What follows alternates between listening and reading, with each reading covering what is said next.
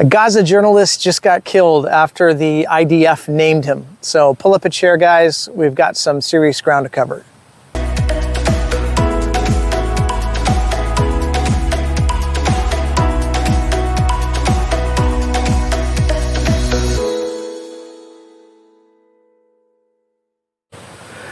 Hi guys, welcome back to The Baseline. Thank you so much for joining me. Tragic news coming out of Gaza today.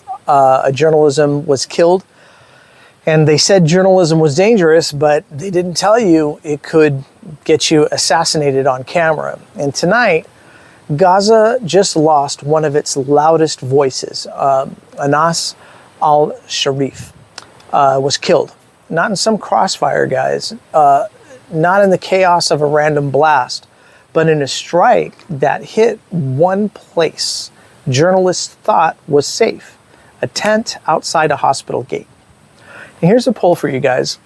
And be honest, when a reporter is killed right after the military publicly names them, is that coincidence or is that a hit? I'd love to know your guys' opinion on that. Please drop it in the comment section below. Because this isn't just another war headline. This is a story about power sending a message. And it's big because it tells every journalist in Gaza, we see you. And it's easy to follow the timeline, you know, because the timeline is almost too clean. There's a warning, there's a smear, a strike, and it's new because the warnings were public, documented, and ignored.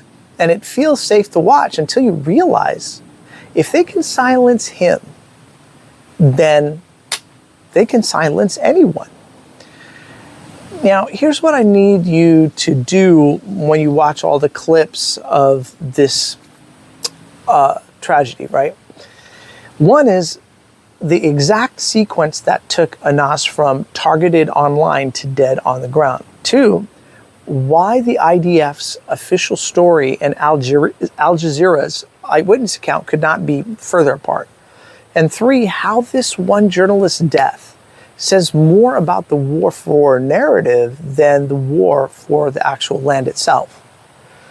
Now, before we break all this down, remember the name Avichay Adraee. I hope I pronounced that right. Avichay Adraee. Make sure you guys remember that, because if you follow what he posted, you'll see the shadow of this story a week before it actually happened. Now, the strike that occurred outside of al-Shifa, I need you guys to picture this. Gaza City, outside of al-Shifa hospital, right? It's night. The journalists are in their tent.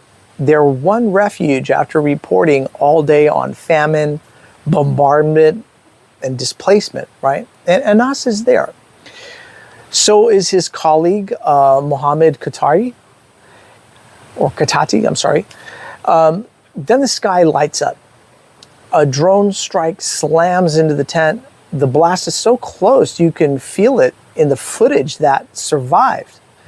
Now, the hospital director says it was deliberate.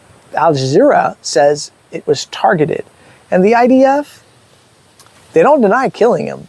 They just say, oh, he was Hamas. And no proof offered, no evidence, just the label. Now, here's the smear campaign and where it gets pretty wild.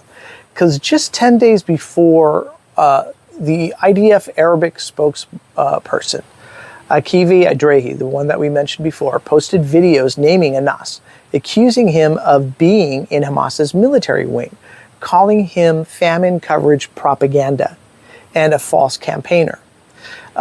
This wasn't whispered in back channels either. This was public in Arabic for Gaza and the world to see. The Committee to Protect Journalists, CPJ, put out a statement on July 24th and basically said this puts him in danger.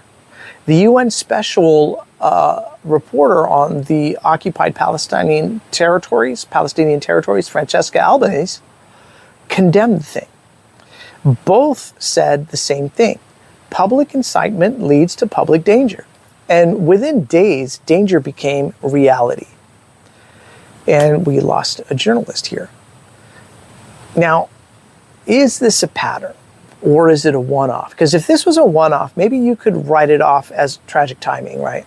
But the CPJ says at least 186 journalists and media workers have been killed since the war started in October of 2023. Now that's not bad luck. That's a trend. Every time, the same playbook: kill the reporter, say they were a militant, show no evidence at all, and just move on.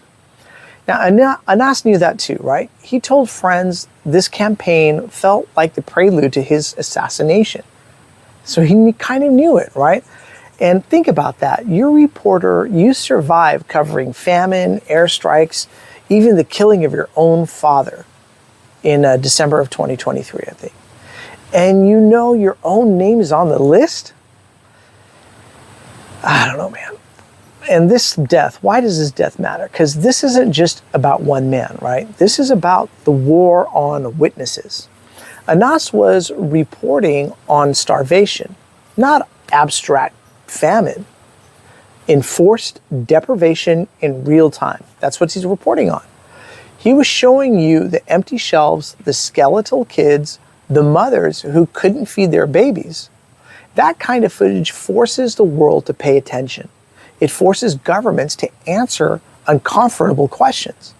And that, in a war where the narrative is half the battle, is extremely dangerous. So if you can't disprove the story, you got to remove the storyteller. And that's what it looks like happened here. Now, here's the real question, everyone. If killing reporters becomes just another Tuesday headline, who's left? Tell us what's actually happening. Because next week, next month, the next ah-nahss is out there. He's already out there. She's already out there. Camera in hand with a target on his or her back. And if you think this ends with Gaza, wait until you see where press freedom dies next. Who knows? All right, guys, thank you so much for watching The Baseline. Such crazy times right now. And let me know what you guys think in the comment section below, and we'll catch you on the next round. All right, thanks, everybody.